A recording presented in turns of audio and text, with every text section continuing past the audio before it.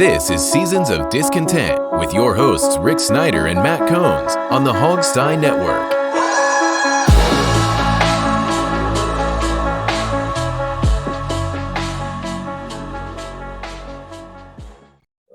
Welcome to Seasons of Discontent, Season 5, Episode 5, brought to you by Rick Snyder's Washington on YouTube. I'm Rick Snyder. And I'm Matt.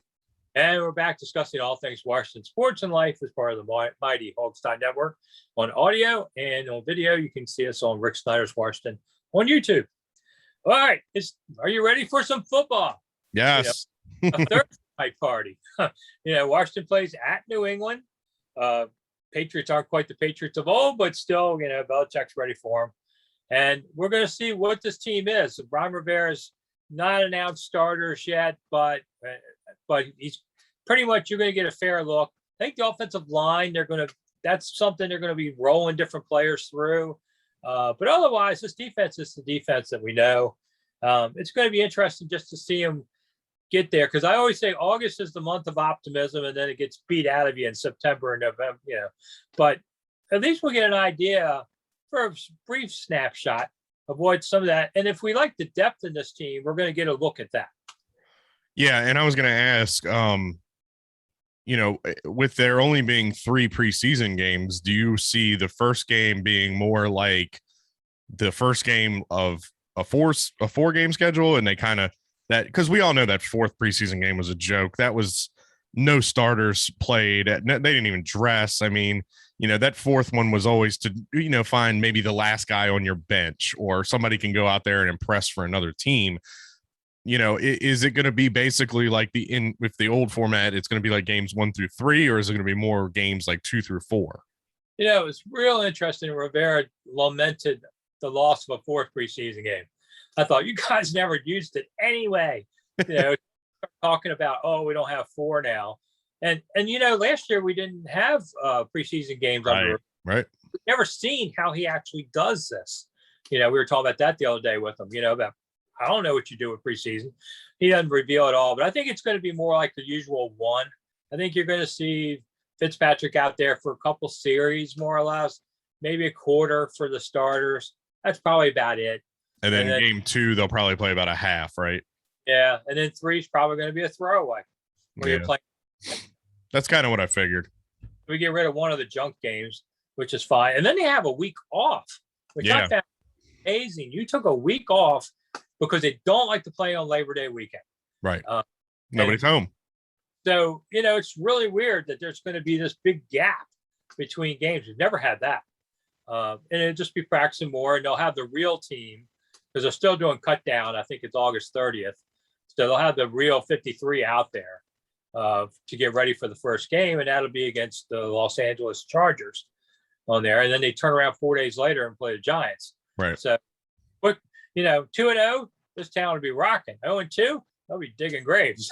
Now, you brought them up, so let me ask, and I know we're going off book here, but have you seen anything in your 30-plus years of covering this sport what is going on up in New York?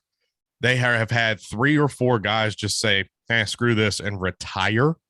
Really? Yeah. I mean, is Joe Judge that much of a head case, or are they just, what is going on up there? I have a old buddy who covers the team. So I called him up, said, hey man, you got any video of that fight? He goes, no, team has it, but they won't show it. But he said everybody was in that fight on the Giants. And he said the reason it got so bad was the starters were the ones who really caused the fight. And, they were the primaries. And he said, believe the language out of Judge afterwards. He made them all run in laps till they puked. He made assistant coaches run with them. Wow.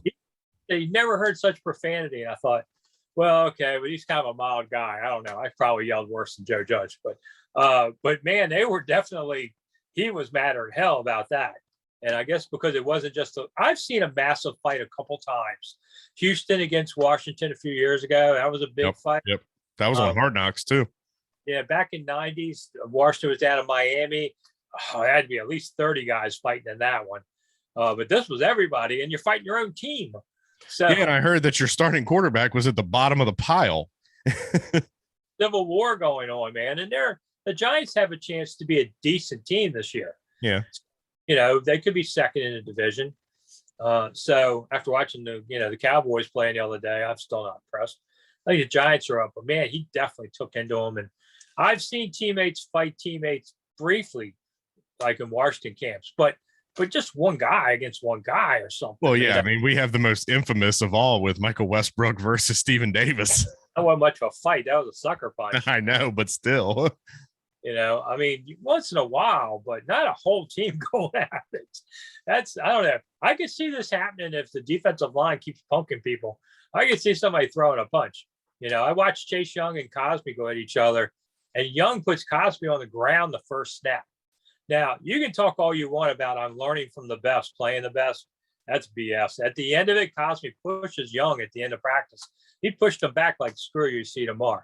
So, you get in the heat, get tired of this stuff. It happens. It's football. Yeah. It's blood sport, So I don't have a big deal with all that. But we do talk about other things occasionally. I guess the Nationals got rid of everybody. I swear you line up and say, who's left? In 2 years after a World Series, this reminded me very much of what happened to the Redskins. They won the 91, and by 93, everybody's gone. Coach, everybody's gone. And they haven't recovered. So I hope the Nats do better. But, even Soto said, man, it's pretty hard to sit here and look at what just happened. All the guys are gone. Maybe a couple prospects they got are going to be decent. But the biggest thing I think ticked people off was Trea Turner leaving. And now Trea saying, I never got a contract offer. And, Rizzo did come out and say that they talked in spring training about a contract extension. I don't know who to believe. The Trea Turner trade was definitely surprising. But, hey, look, I mean, in his 2 starts as a National, JoJo Gray has pitched pretty damn well. I mean, the other night he threw 10 Ks against the Braves. I mean, that was good. And then the kid, the catcher that they acquired, Adams, he hits a 2-run go-ahead home run to win the game. I mean, so look, the prospects are, right now in the short term working out. Hopefully in the long term they go, they look better. But Rizzo's got more than just prospects for this team that he's got to work on. He's got to get some starters in the offseason, and they have to spend some money in free agency. Look, the Max Scherzer deal, we kind of knew that was coming to an end. That was the lingering black cloud at the beginning of the season, especially when their record didn't get to where we thought it would be. Yes, you had the hottest hitter in the league in Kyle Schwarber, and then he got hurt. So, he was on a 1-year, $10 million deal, trade him to Boston, get something for him. Pretty much everybody that they got rid of aside from Trea Turner was not really that surprising. But look, like I said, Rizzo's got work to do with this starting staff. They spent $246 million on Strasburg, and he hasn't started an entire season since winning the World Series. Patrick Corbin has not been the same since the World Series. That's a lot of money right there. I don't know what to do. I tell you one thing, Rick, they need a damn closer, because after that series against Philadelphia, they lost 3 out of 4 games in the 9th inning. I mean, you've got to get better in the back of your bullpen, or you're not going to win anything. But yeah, it's surprising because the Nats and the Cubs were both the big sellers in the trade deadline, and both of them just won World Series. It's amazing to me. But then you look at the Dodgers, and they're way over that's what it boils down to. The Dodgers, the Giants, all these teams that are in contention, they're willing to go over the luxury tax. The Lerners are not willing to go over the luxury tax. Yeah, I mean, losing Trea just continues the trend of not keeping your homegrown stars. Rendon didn't stay. Harper didn't stay. Those are tough things. These are great players. So the Nats sent 3 guys to the All-Star game, and 2 weeks later traded all 3 of them. Yeah. Like, wow. I think in the last 60 games, I wouldn't be surprised if they go 20-40, maybe 25-35. That's about what they were anyway. They were under 5. And now Soto's out with a contusion. He had an MRI that came back negative. So, do you even play him the rest of the season? I mean, who knows? Yeah, it's going to be interesting. They want us, hey, we're going to pinch hit him. Hey, dude, if he's got a knee problem, you don't want to pinch hit him because he's running. It's the whole point.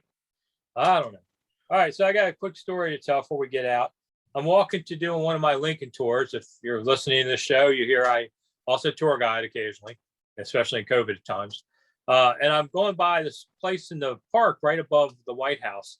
And I just thought, I'll do a quick 1-minute video about this. And there was a spot where basically a man, one of the Union generals in the Civil War, decided he needed a young wife for political purposes, but didn't care about her. So she finally found her own boy toy. And his buddies all tipped the guy off to say, hey, General, your wife's out dallying out in the park here with another man. He gets mad, gets out there and shoots the guy in the appropriate place and says, you get dishonored my family, and kills him. Well, the man was Francis Barton Key, the son of Francis Scott Key. And the man ended up saying, I went temporarily insane. And it actually worked. The first case of temporary insanity in our country. And the man went on to lose his leg at Gettysburg in the battles and became an ambassador to Spain. And, Barton Key. And the woman was thrown out and she died of TB in the streets a couple years later. So I just kind of did a quick thing like that on it. And it got 40,000 views. I guess people love sex and murder scandal stories. We'll have to tell more of those. Look, aside from our podcast, the hottest podcasts on iTunes are all about the true crime stuff. Think back to a couple of years ago, the first season of Serial about the 2 teenagers up in Baltimore. I mean, that damn thing went viral overnight with millions of downloads. I mean, people love true crime, and I guess people love history. So well, I guess I'm going to have to start doing more of those. If you haven't seen it, Rick Snyder's Washington's a 2-minute show. I do several a day, most days. And last week we did almost 125,000 impressions.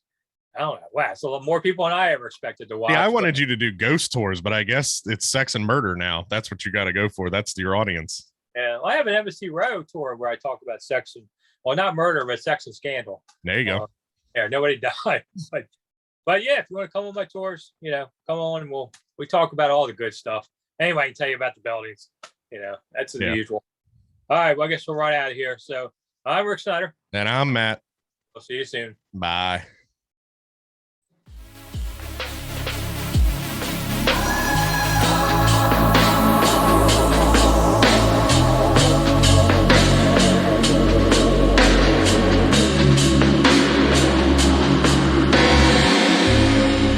Thanks for listening to Seasons of Discontent on the Hogstye Network.